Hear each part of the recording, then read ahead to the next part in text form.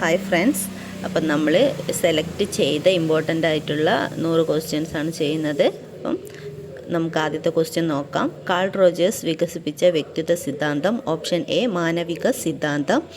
ഒരാളിൽ ഗ്രൂപ്പിനുള്ളിലുള്ള സ്ഥാനവും അന്തസ്സും അളക്കുന്നതിന് ഉപയോഗിക്കുന്നത് സമൂഹമിതി സോഷ്യോമെട്രിക് മെത്തേഡാണ്. 3 വ്യക്തിത്വം അളക്കുന്നതിന് ഉപയോഗിക്കുന്ന ശോധകം പ്രകരണ സംപ്രത്യക്ഷണ പരീക്ഷ തീമാറ്റിക് അപ്രസെപ്ഷൻ ടെക്സ്റ്റ്.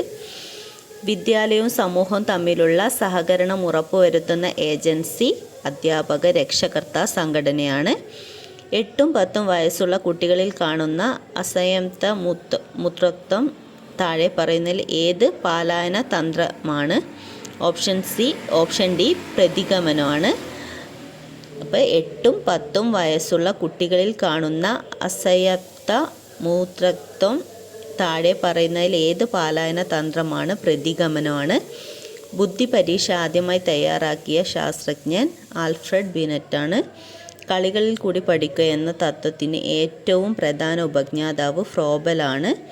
ഒരു കുട്ടി ഏറ്റവും അടുത്ത പരിസ്ഥിതി കുടുംബമാണ്. ഒരു കുട്ടിയുടെ ഏറ്റവും അടുത്ത പരിസ്ഥിതി എന്ന് പറയുന്നത് കുടുംബമാണ്. ഒരു കുട്ടിയുടെ ആദ്യ ശ്വാസോച്ഛ്വാസം എപ്പോഴാണ്? കുഞ്ഞ് ആദ്യമായി കരയുമ്പോൾ. പിയാഷയുടെ വികാസഘട്ടങ്ങളിലല്ലാത്തത് ഏതാണ്? അപ്പോൾ പിയാഷയുടെ വികാസഘട്ടങ്ങൾ ആദ്യം പഠിക്കണം. അപ്പോൾ അതിലല്ലാത്തത് ഏതാണ്? പ്രതിരൂപാത്മക ഘട്ടമാണ്. ആൾട്ട് എന്ന ജർമ്മൻ വാക്ക് അർത്ഥമാക്കുന്നത് കോൺഫിഗറേഷൻ. വ്യവഹാരവാദികളിൽ ഏറ്റവും പ്രമുഖനായ മനഃശാസ്ത്രജ്ഞൻ വാട്സൺ ആണ്. അധ്യാപകരും വിദ്യാർത്ഥികളും തമ്മിലുള്ള പരസ്പര വർത്തനം മൂലം പുരോഗതി ഉണ്ടാകേണ്ടത് ഗാഢമായ ബന്ധം. ഓപ്ഷൻ ബി ആണ്. ക്ലാസ്സിലെ കുട്ടികളുടെ കൈയക്ഷരം മോശമായി കാണുന്നു. ഇതിൻ്റെ കാരണം കണ്ടുപിടിക്കുന്നതിന് സ്വീകരിക്കാവുന്ന മാർഗം. ഓപ്ഷൻ എ ക്രിയാഗവേഷണം.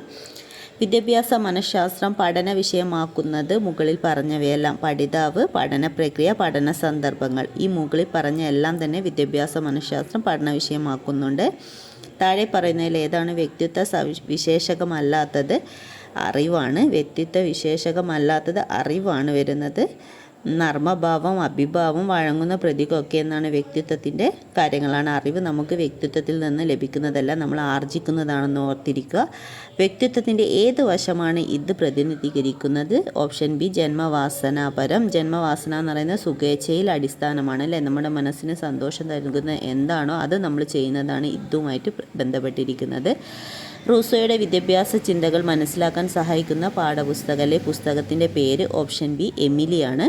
വിദ്യാഭ്യാസ നിലവാരം ഉയർത്തുന്നതിന് ഏറ്റവും ആവശ്യമായ ഘടകമാണ് അധ്യാപകൻ്റെ ഗുണനിലവാരം. അധ്യാപകൻ നല്ലൊരു വിദ്യാഭ്യാസം അറിവുള്ള വ്യക്തിയാണെങ്കിൽ മാത്രമേ വിദ്യാഭ്യാസ നിലവാരം ഉയർത്താൻ സാധിക്കുകയുള്ളൂ.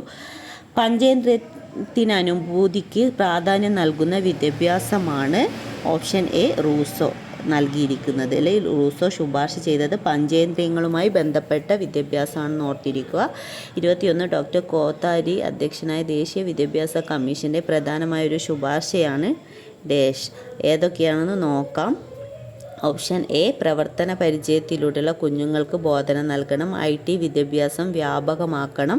സാങ്കേതിക പരിശീലനവും ആത്മീയ വിദ്യാഭ്യാസവും സംയോജിപ്പിക്കുക. അപ്പോൾ ഓപ്ഷൻ സി ആണ് വരുന്നത്. സാങ്കേതിക പരിശീലനവും ആത്മീയ വിദ്യാഭ്യാസവും സംയോജിപ്പിക്കാം എന്നതാണ് വിദ്യാഭ്യാസ കമ്മീഷൻ, കോത്താരി കമ്മീഷൻ മുന്നോട്ട് വെച്ച ശുപാർശ.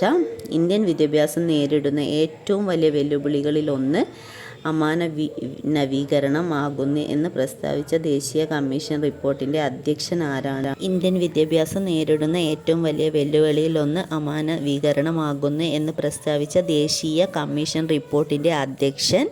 ഓപ്ഷൻ ഡി ആണ് വരുന്നത്. ആചാര്യ രാമമൂർത്തി.